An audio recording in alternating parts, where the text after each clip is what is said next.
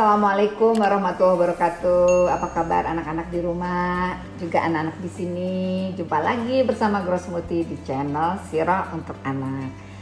Arkan, Yafa, Gaza, ada satu lagi nih, Marwa. Alhamdulillah, senang sekali bisa berjumpa lagi dengan anak di rumah. Yuk kita kembali mendengarkan kisah Rasulullah SAW yang sangat kita cintai ya. Masih dari buku Mbah Kung Uyut Sukanto SA. Wahai kekasih Allah. Semangat nggak Marwa? Semangat ya. Alhamdulillah. Nah waktu itu kan Rasulullah SAW sudah hijrah ya. Sudah hijrah ke Yasrib yang kemudian menjadi Madinah. Nah sebelumnya di sana sudah ada sahabat Ansor yang terdiri dari suku Aus, suku Khazraj, lalu juga ada orang Yahudi. Lalu Rasulullah bersama orang-orang dari Mekah yang muslim datanglah ke Madinah menjadi kaum muhajirin, artinya orang-orang yang berhijrah. Wah, kan berarti penduduknya jauh lebih banyak nih, maka dibutuhkanlah aturan-aturan untuk bisa membuat semuanya hidup berdampingan secara damai. Maka Rasulullah dan para sahabat membuat yang disebut Piagam Madinah. Jadi setelah Rasulullah hijrah ke Madinah, ada beberapa peristiwa penting yang terjadi. Yang pertama adalah Piagam Madinah. Disusun Piagam Madinah untuk bisa mengatur kehidupan, ada kaum Ansor, ada kaum muhajirin, ada orang-orang Yahudi. Nah semua diatur dalam Piagam Madinah sebagai sebuah bangsa hidup berdampingan, damai dan melindungi negaranya dari ancaman dari luar. Nah selama 10 tahun Rasulullah sejak hijrah sampai Rasulullah wafat ya, 10 tahun di Madinah, Rasulullah benar-benar memimpin negara itu dengan sangat baik ya. Ada sahabat Abu Bakar yang memberikan masukan-masukan tentang bagaimana mengatur kehidupan di dalam negara.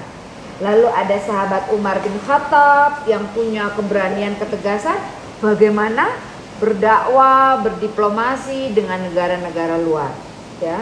Jadi Masya Allah, Rasulullah SAW memperhatikan sekali bagaimana rakyat di Madinah itu semua merasa aman. Seperti di surat Al-Quraisy, coba baca Al-Quraisy yuk.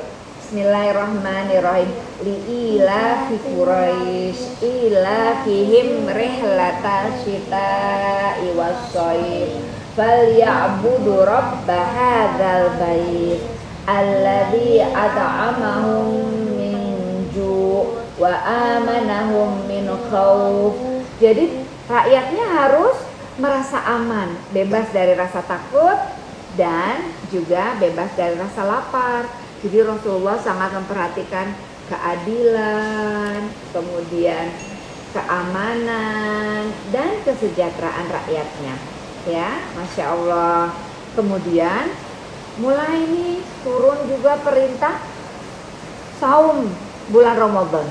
Di tahun kedua Hijriah, di bulan Sya'ban, Allah Subhanahu wa taala mewajibkan saum di bulan apa? Bulan Ramadan. Di bulan Ramadan Allah mewajibkan 1 bulan penuh. Berapa Marwah? Sebulan penuh puasa Ramadan. Lalu habis sholat saum Ramadan, puasa Ramadan, bayar apa ayo buat fakir miskin? Zakat fitrah. Zakat fitrah, bener Gaza, bener ya Pak. Bayar zakat fitrah, berbagi dengan orang-orang yang tidak mampu. Tetapi kemudian kan negara ini harus dijaga dari ancaman luar. Kaum musyrikin Quraisy di Mekah masih terus ingin mengganggu dakwah Rasulullah SAW. Maka terjadilah perang Badar. Karena untuk mempertahankan kedaulatan negara, mempertahankan keamanan negara. Nah, kemudian musuh ingin menyerbu. Maka terjadilah perang Badar di bulan Ramadan di tahun kedua Hijriah. Padahal pada saat itu baru pertama kali saum Ramadan. Baru kali itu Rasulullah ya mendapatkan wahyu bahwa kita harus berpuasa. Rasulullah dan para sahabat harus saum Ramadan. Tapi terjadi perang. Jadi untuk mempertahankan negara itu bukan cuma butuh kekuatan iman, ketabahan hati, tapi juga pengorbanan jiwa. Di Al-Quran surat Al-Baqarah ayat 207, Arkan, Yafa, Gaza, wa minan nasi may yasri nafsahu tigha'a mardatillah wallahu ra'ufum bil ibad. Dan di antara manusia ada orang-orang yang mau mengorbankan jiwanya, mengorbankan dirinya untuk mencari keridhaan Allah. Dan Allah maha sayang, maha penyantun terhadap hamba-hambanya. Ya. Kemudian peristiwa penting apa lagi anak-anak yang terjadi? Ternyata perintah penting lainnya adalah larangan tidak boleh minum khamar. Tahu nggak khamar?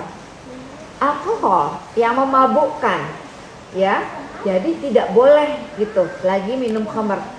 Wah, kemudian karena orang-orang kadang-kadang sholat dalam keadaan masih mabuk seperti itu. Begitu perintah larangan khamar turun, maka dikatakan Madinah itu banjir sungai khamar. Karena semua menumpahkan guci-guci berisi khamarnya itu. Tumpahin semua. Ini sudah dilarang sama Allah. Lalu larangan apa lagi? Larangan judi. Tidak boleh lagi berjudi. Jadi dapat perintah puasa Ramadan, dilarang minum khamar, dilarang juga berjudi. Masya Allah, peristiwa-peristiwa penting terjadi.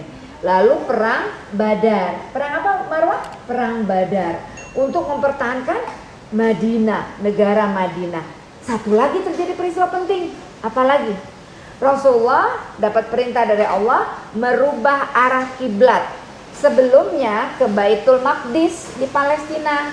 Sekarang menghadap kiblatnya ke Masjidil Haram. Di mana? Di kota Mekah. Di kota mana? Mekah. Nah, satu lagi peristiwa penting nih ya.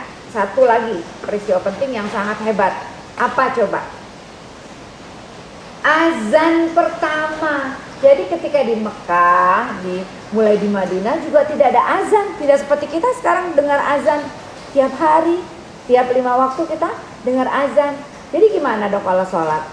Cuma sholat ini aja diingatkan, ayo sholat gitu. Jadi sholat berjamaah kayak gitu ya. Nah kemudian ada sahabat bernama Abdullah bin Zaid. Siapa? Abdullah bin Zaid. Itu bermimpi. Dalam mimpinya beliau bertemu dengan orang yang berpakaian hijau membawa lonceng. Ya, di agama lain ada yang cara memanggil untuk beribadatnya pakai lonceng. Jadi Abdullah bin Zaid bertanya, apakah engkau menjual lonceng itu? Untuk apa engkau mau membeli lonceng ini? Kami mau memanggil orang untuk sholat dengan lonceng ini. Jangan, ada cara yang lebih baik untuk memanggil orang sholat. Lalu diajarin azan. Coba Gaza sama Arkan sholat, azan.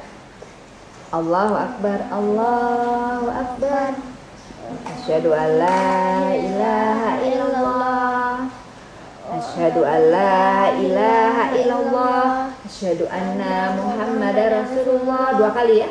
Hayya 'alas shalah, hayya 'alas shalah, hayya 'alal falah, hayya 'alal falah. Kemudian Allahu Akbar, Allahu Akbar, la ilaha illallah. Dicontohkan oleh orang yang berpakaian hijau itu dalam mimpinya. Pada saat itu Rasulullah sedang berada di masjid duduk bersama sahabat. Lalu Abdullah bin Zaid menceritakan, ya Rasulullah, aku bermimpi dan dalam mimpiku seperti ini. Aku dipimpin untuk mengucapkan seperti ini cara memanggil orang untuk sholat. Kata Rasulullah, mimpimu benar. Jadi bacaan Allahu Akbar, Allahu Akbar, seperti itu, cara azan seperti itu. Kata Rasulullah, mimpi itu benar. Cepat panggil Bilal dan ajarkan azan yang kamu dengar dalam mimpi kepada Bilal. Kenapa Bilal? Karena suaranya lebih kuat, suaranya lebih keras, suaranya lebih lantang. Maka muazin pertama dalam Islam siapa? Bilal bin Robah. Ya. Nah, kemudian ketika azan saat sholat datang, sahabat-sahabat kan udah mulai tahu nih, wah udah mau sholat ini, melihat matahari, mereka segera ke masjid. Ternyata Bilal mengumandangkan azan untuk pertama kalinya. Allahu Akbar, Allahu Akbar, seperti itu. Wah, Umar bin Khattab langsung menemui Rasulullah. Ya Rasulullah, sungguh aku bermimpi bahwa aku mendengar azan seperti itu, panggilan untuk sholat. Masya Allah, itulah kali pertama azan dikumandangkan pada tahun kedua Hijriah. Jadi banyak peristiwa penting ya. Ada piagam Madinah, ada perintah saum di bulan Ramadan, ada perang Badar, ada larangan minum khamar dan larangan berjudi, ada perubahan arah kiblat, dan azan pertama kali dikumandangkan. Masya Allah, luar biasa ya. Jadi bukan sekarang orang tahu-tahu azan, ternyata Rasulullah ya tadi yang mengatakan mimpimu benar. Itu mimpi dari siapa? Mimpi yang bagus dari Allah. Jadi malaikat yang memberitahu caranya azan. Senang ya? Insya Allah ya semuanya ya.